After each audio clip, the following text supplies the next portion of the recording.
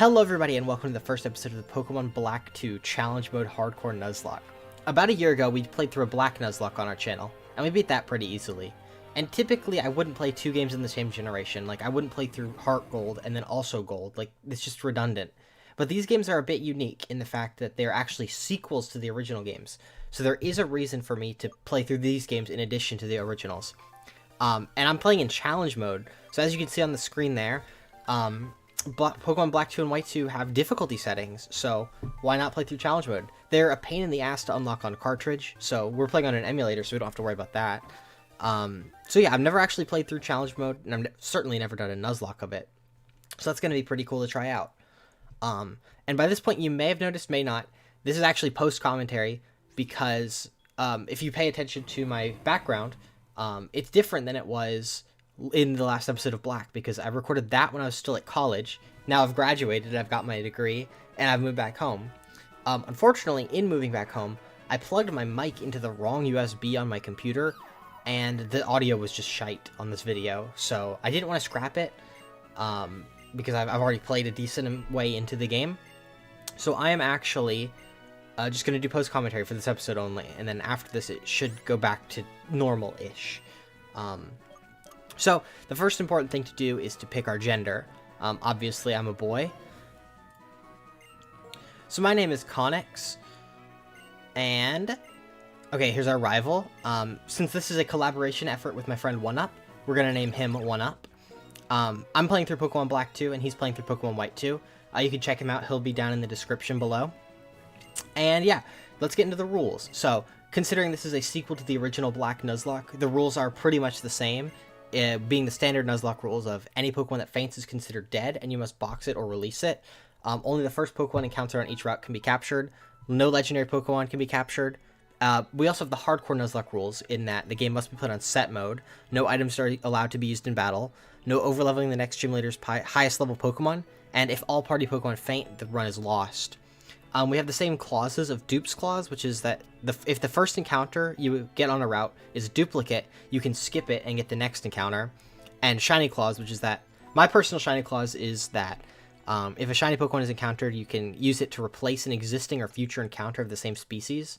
Everybody does Shiny Clause a little bit differently. Some just count it as a bonus. I did that in the past. I didn't really like that because I got like 5 Shinies and I didn't want to use... that felt cheating. And we also have the new Hidden Grotto Clause, because in this game there's the new Hidden Grotto mechanic. So that is, whenever you catch a Pokemon in the Hidden Grotto, and you check its caught at location, like on the description of the Pokemon, it says Hidden Grotto. So we thought it made sense to count all Hidden Grottos as one location, and you basically, you get one encounter for all Hidden Grottos. So you enter a grotto, and you can look at the Pokemon you get, and if you don't like it, you can skip it. If you like it, you obviously can catch it, but if you don't like it, you can skip it, and then go to another Hidden Grotto and get a Pokemon there. And you can't be like, oh, I'm going to skip this one, and then go to another one, and you don't like that, so you go back to the first one. You can't do that. If you skip it, you've passed over it forever. So that's interesting. We kind of did that to avoid just, like, picking and choosing exactly which Pokemon you want, because that is not quite in the spirit of a Nuzlocke. There still has to be some randomness. But I like the... I wanted to be able to use Hidden Grottos, because hidden abilities are super cool, and you never really get to use them in Nuzlockes. So that's cool. Next up is the big debate of this episode is which starter do we pick? So in Pokemon Black, it was very obvious. Tepig was the completely, like, obvious choice. In this game, it's not so easy, because Gen 5 is a unique gen in that it's the only gen, I think the only gen to my knowledge, where you're not guaranteed to get an early game water type. Most other gens you just get Gyarados very early, and you have that to carry you, so you don't really ever need to pick the water starter. This game is a little bit different.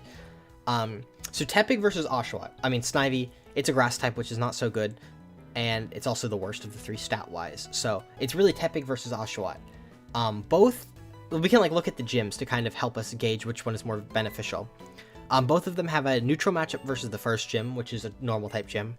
Against the second gym, the poison type gym, Tepig is a little bit better because she has a Whirlipede on her team, which is bug type and weak to fire. Tepig is way better for the third gym because that's a bug type gym. Fire super effective against bug. And Oshawott is worse for the 4th gym because it's electric. Electric is obviously super effective against water, but she also has flying type moves, so Tepig's gained fighting type is not going to help it that much, because it'll be weak to flying, but Oshawott's still worse here. And for the 5th gym, Oshawott is the clear winner because it's a ground type gym, and it's weak to water. So, which one do we pick? One thing is that we have a chance to get access to an early game water type in Marill and Psyduck in the Floccesy Ranch, which is it's a 10% chance of Psyduck and a 20% chance of Marill, so it's 30%. We also have the opportunity to get an early game fire type in the Verbank Complex with a 20% chance of Growlithe and a 25% chance of Magby. So it really depends on what luck we get, because we could pick the water type starter expecting Clay to be the hardest gym leader, and then we just get the early game water type and don't get a fire type for Berg. It's very luck based. But the thing that tied me over and sold me on the starter I picked was Tepig's additional fighting type that it gets, because yes, we can get some early game water types and some early game fire types, but there's not really any options for a fighting type until the mid game at closest, around Elisa is the earliest one, but that's not guaranteed. There's just not many fighting types in this game, which is what sold me on Tepig. So I've chosen Tepig, and we're going, since this is a sequel to the Black Nuzlocke, we're going to be sticking with our nickname theme of music. So we're going to be calling him Warpig, named after the Black Sabbath song War Pigs. Okay, so now we're gonna get our Pokedex from Bianca, and we gotta battle 1-Up. And now it's time to fight our rival 1-Up for the first battle of this Nuzlocke. And it's actually, surprisingly, one of the harder battles. It's the only battle that I can think of where we don't really have much input on the outcome, because it is completely decided on luck. If he chooses to tackle us, I think we just lose, because as you can see, the Oshawott is level 6 and we're level 5, so we are at a marked disadvantage in this fight. So if he just goes for tackle, or if he crits us, we just lose the fight. This is where challenge mode really comes in, because challenge mode increases the level of all trainer Pokemon, and it also gives the gym leaders an extra Pokemon each, and better movesets, and apparently better AI, but I don't really know what that entails, because I've never beat through the game on challenge mode. This is my first time playing challenge mode, so I don't really know how the AI is going to be. So the Oshawott tackles us down. It's actually a speed tie here, which is weird because it's a level above us, but we do win the speed tie on the final turn, which is the only one that matters, and we take out the Oshawott, and we level up to level 7, which is pretty cool. And we get Ember, which is it's not a great move, but it's a fire type move, so it's stab, and it's better than tackle, so we'll roll with it. Now we have to go through the tutorial to use the Pokemon Center, so I'll just skip over that. Alright, and the first thing we're going to do is we're going to go into our options. We're going to put that text speed on fast, and I forgot to set it to set mode earlier, but luckily we only have one Pokemon, so that didn't really come into play at all. Alright, so now leaving all the tutorial-y stuff, but there's a little bit more, because we have to get some items from our mom. She's going to give us the town map, I believe. Oh, running shoes. She gives us the running shoes, so we can finally run. And we're about to get a town map from her, so we have to go deliver that to 1-Up. Oh, we get the town map from his sister, that's right. Dude, I played this game yesterday, and I'm already forgetting all the story-related stuff. So yeah, we have to go give one to her brother. And now Bianca's going to teach us how to catch a Pokemon, so that's always fun, going through the catching tutorial.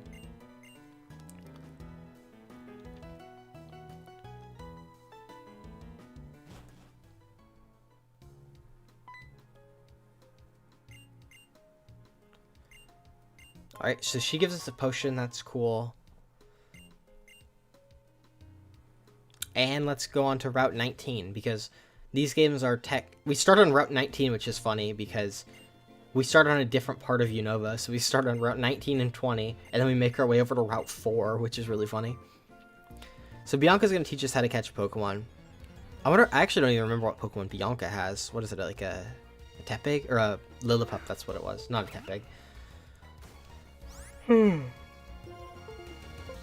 just heard my fucking controller unplug at this point in the video. That's funny.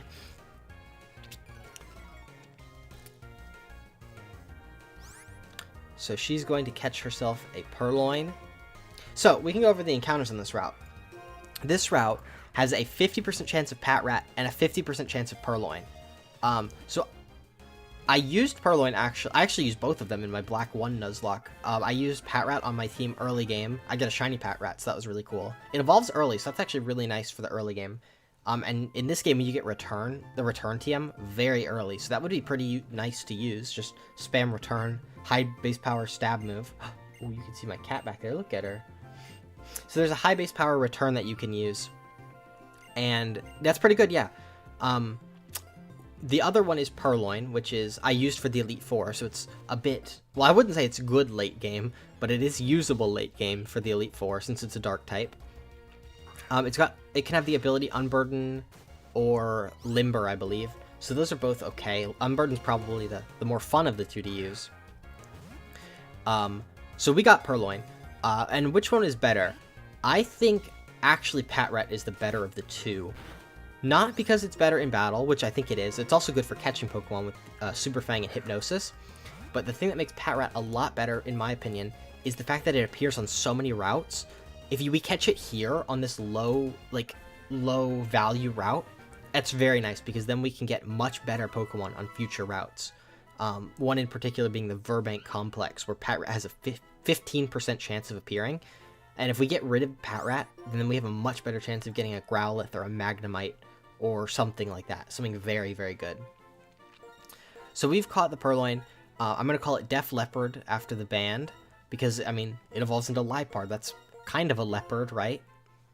It doesn't quite fit the female gender of the Purloin, but whatever. You can't beg and choose. So we're checking on our natures.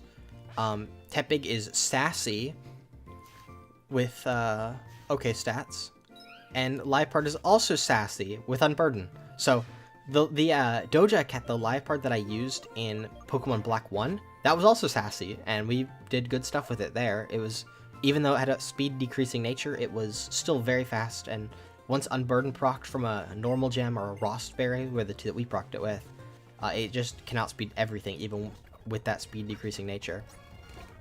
So we're just running from a Patrat. We're going to get this item. I think it's Potion. Yes, it's Potion. And we're going to have this guy show us how to jump down a ledge, because I always like making the NPCs jump in these games.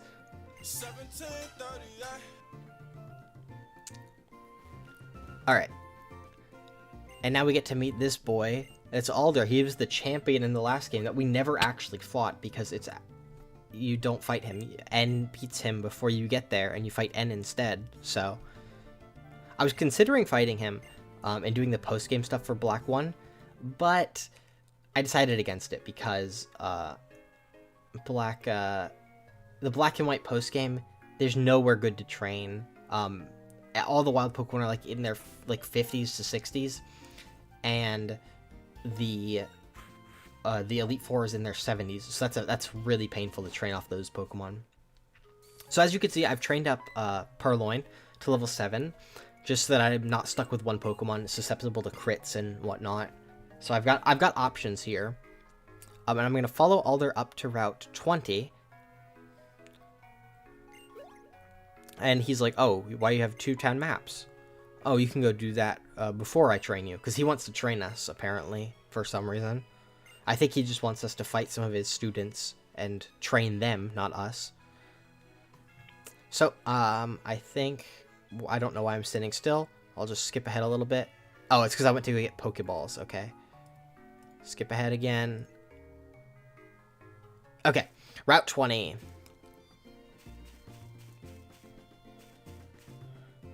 I was just trying to figure out what that little hole in the ground was. This route actually changes in autumn. So that's interesting. We can get some extra items since we're playing in autumn. This is a complete coincidence. I didn't even realize that. Alright, looking ahead at Route 20. This guy just has a Patrat, so we're just going to take that out with a couple Embers. So, the encounters for Route 20. There's actually some seasonal variants. So, in summer only, Sunkern has a 25%. In all other seasons, it's 5%. which is reversed from Pidove, which is more common in autumn, or which is more common in, yes, spring, autumn, and winter, and less common in summer, at 25% in the 3, and then 5% in the summer. So the worst season to look is summer, because Sunkern is much worse than Pidove. We also have a 20% chance of getting Patrat, 15% chance of getting Purloin, and a 35% chance of getting Swaddle, regardless of season. So the best encounter here is probably still Patrat, just because it's good on the other routes for dupes. Second best is Pidove, because it's also good for dupes, and it's decent in battle too. The worst is probably Sunkern. It's tough. I don't know if Sunkern or Swaddle is worse. They're both very low value Pokemon, but they are grass types, so I could get a grass type, which would be nice. Sunkern's only a 5% chance of getting, though. Swaddle is the most common thing on this route at 35%, so I'm most likely to get a Swaddle here. So, let's see what we get. We get the 5% Sunkern. I'm pretty visibly upset in the actual face cam below, in the layer below this one. But it's no problem. It's still a Pokemon, and it's a grass type, which can help us deal with our rival's Oshawott that he has. Luckily, since it's such a bad Pokemon, it's easy to catch. So we catch it on our first ball. It suddenly falls out of the sky in the morning. Knowing it's weak, it simply feeds until it evolves. It's the seed Pokemon. So I pretty much immediately thought of the nickname for this one. It doesn't fit perfectly because it's not corn, but it's a kernel because it's a sun kernel. It's a sunflower seed, but you know, it fits. So I'm gonna call it Corn, named after the band, obviously. So we gotta fight this youngster. Let's see, what does he have?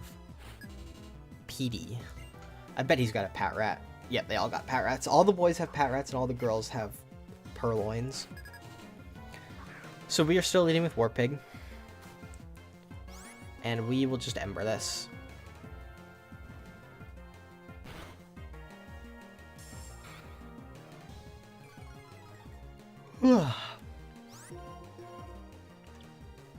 And a second Ember will take it out.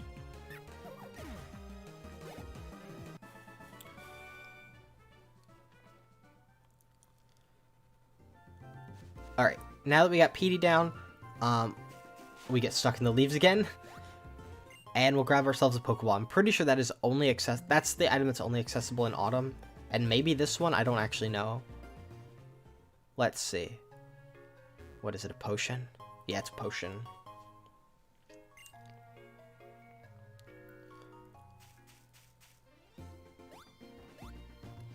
Alright, and I'm gonna head back and I'm gonna train up Sunkern. Which, spoiler alert, is fucking miserable because it's got such terrible stats. Look at these stats. In 1 second. Well, first of all, we can see it's got a brave nature, which is pretty much the opposite of what we want. We'd want timid. Look at that. The stats are in the single digits for the most part. That's fucking awful. It's terrible. It's so weak. It's miserable to use. And I mean, Purloin isn't even good either because it doesn't get a stab move until level 15, and that stab move is only its Pursuit, which is 40 base power, so that's also miserable. So yeah, we unfortunately don't have many good encounters right now. Tepig is really going to be doing most of the heavy lifting for the next little while. So we gotta fight one up again. His team consists of a level 9 Oshawott that doesn't know any water type moves, so I just decide to lead with my best and only really good fighting Pokemon, which is Tepig, Warpig.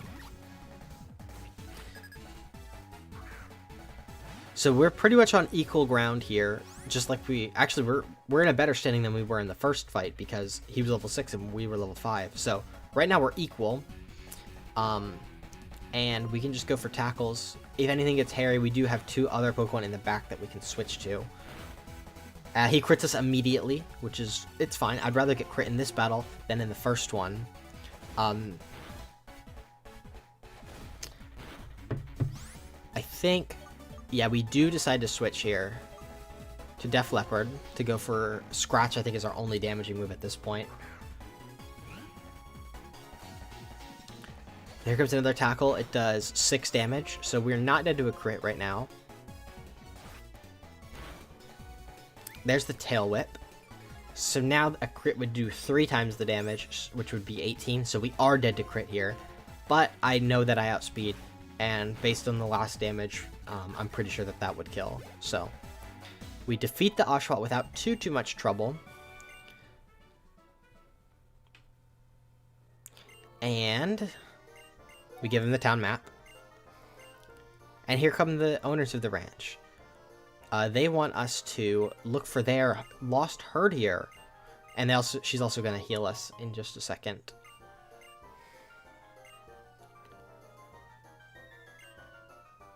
Yep, there's the lost Herdier. And One Up fucking has a temper tantrum because they lost their Pokemon. He's pissed. He doesn't want people to lose their Pokemon. So we're going to use her to heal up.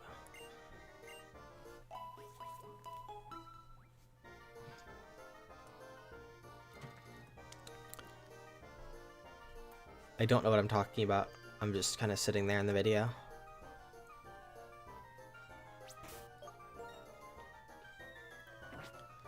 Well, while we're doing that, we can go over the encounters for Floccesy Ranch. There's a 10% chance of Psyduck, 10% chance of Mareep, 20% chance of Azurill, 5% chance of Riolu, 10% chance of Patrat, 40% chance of Lillipup, and 5% chance of Pidove. So we get Azurill, which is one of the more common ones at 20%.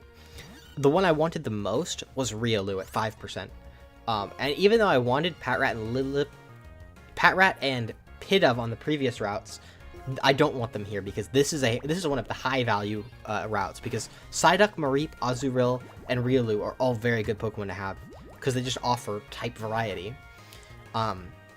So I get probably my second choice of all the Pokemon in this route. Riolu is just incredible. If I could get Riolu, that would solo the first like 3 gyms. It's so good. But we get Azurill, which is still a fine Pokemon to have. It's got 2 abilities. It's got Huge Power and Thick Fat. Thick Fat Azurill is not so good. It's pretty weak. It has a niche. You can use it in certain gyms to do pretty nice, but I guess there's actually no gyms that is really good in here because it's good against Fire and Ice, which neither of which are in this game. They were both in Black 1, but not in Black 2. So, Thick Fat is not so valuable. If it has Huge Power, I could see it becoming a staple for a decent amount of the game because it evolves super early. It evolves into Marill with Friendship, which essentially means we could evolve it into Marill right now, and then it evolves into a Azumarill at level 18, which is within the cap for the second gym later. So we could have a fully evolved Pokemon by gym 2, which is really good. So we've caught it, and I don't actually know what I'm going to nickname it, so I have to like start doing some Googling on my computer, start figuring out what I'm going to call this thing.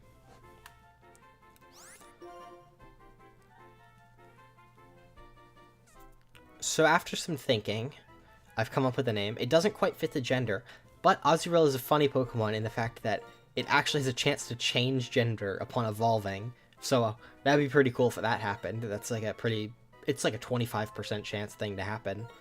So that's cool.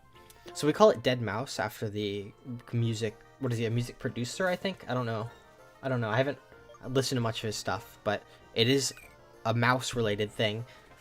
It's got relaxed nature, so every single one of our Pokemon has a speed decreasing nature, and it does have Huge Power, so it is probably going to get a decent amount of usage throughout the playthrough. So, the first thing I'm going to do is I'm going to run back, and then I'm going to just run in fucking up and down in a line for probably an hour or something, just to get this thing some friendship, because we can get a Marill right now, which is really good. So I'm going to go do that, and I'm going to be right back. And here we are. It's evolving. Yeah, Marill is... Azurill is actually a normal type. Marill is a water type. So we have a water type for our team now, which is really nice, because we have a grass, fire, water core with Tepig, Sunkern, and Marill. Although our grass type is most certainly the weakest link of that core, because Sunkern has piss bad stats. And Marill, unfortunately, doesn't have great stats either. It's got pretty mediocre stats. which is, it's absolutely carried by huge power. Like, if we look at the Meryl, we're about to. Look at the Meryl. Oh, I'm talking about the speed decreasing natures. It's also got some pretty low stats. Its defenses are actually fine. Actually, no, its defenses are not fine. It's the same bulk as Purloin, which is really bad because Purloin is super frail. I think it has more HP than Purloin, though. But, the attack stat was, I believe, 9, which gets doubled to 18 thanks to huge power, which puts it on par with Tepig in attack. It just doesn't have any stab water-type moves until level 20 with Aqua Tail. So, yeah, we've got the same attack stat as Tepig, so it hits pretty hard, and it's probably not quite as bulky as Tepig, but it's somewhere between Tepig and Purloin. Let's check the HP, actually. 35, 20, or 23, I had a, okay, yeah, so it is between Tepig and Purloin in terms of HP. I don't know what I'm doing here. Oh, I'm just getting back to Floccesy Ranch. Okay, so now we're back at Floccesy Ranch, and we get to go through here and look for the lost Herdier. So that's a trainer right there. We can pretty easily dodge her, just sneak around her, and grab whatever item that is in there. It's Pokeball. So we got an extra Pokeball. That's cool. And we got to get stuck on the Mareep. That's funny. And we go through the penis grass once again. And, okay, so we're heading up here. I believe all the trainers here are actually avoidable, if I'm remembering correctly. So we can kind of just dodge our way around them. Yeah, there's a janitor there, but I decided to go through the grass instead. We get an encounter, so let's see what it would have been. Oh, a Patrat. I'm very, very glad that I got Meryl instead of that, because I really don't want a Patrat. That Patrat's not so good. I would love a Patrat on the previous two low value routes instead of this one, but I'm very happy that we got a Meryl here instead of a Patrat.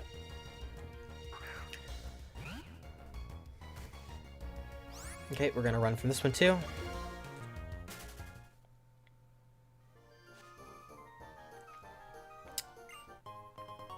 There's one up giving us a Paralyze heal. Luckily, we haven't run into any electric Pokemon yet, so we don't quite need that.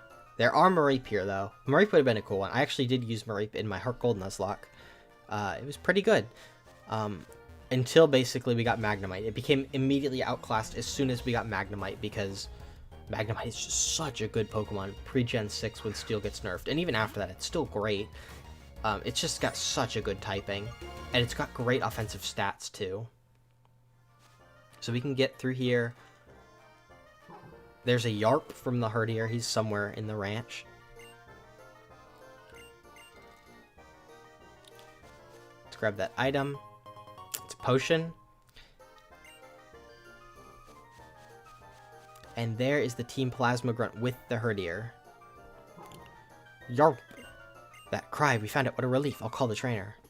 You little pest, I'm a member from Team Plasma. Ever heard of it? No. He threw us a TM for frustration, which unfortunately will not be used because we've friendship grinded our Pokemon, so they all love us, so frustration will do no kinds of damage. I wish we had Return before the gym, because that would be a good physical move for Meryl to use. Unfortunately, Meryl and frustration don't quite go together because you need high friendship to evolve Azurill into Meryl, and frustration obviously is better the less friendship it has. So, once we get Return, that'll be nice. But until then, we don't really have any great physical attacks to use. So, yeah, that guy's just talking about it. It looks like 1UP's afraid of losing his Pokemon. I wonder why. But I mean, it makes sense, because we're playing Nuzlocke, dude. We losing Pokemon, that's a detriment to us. We only get a limited number of them.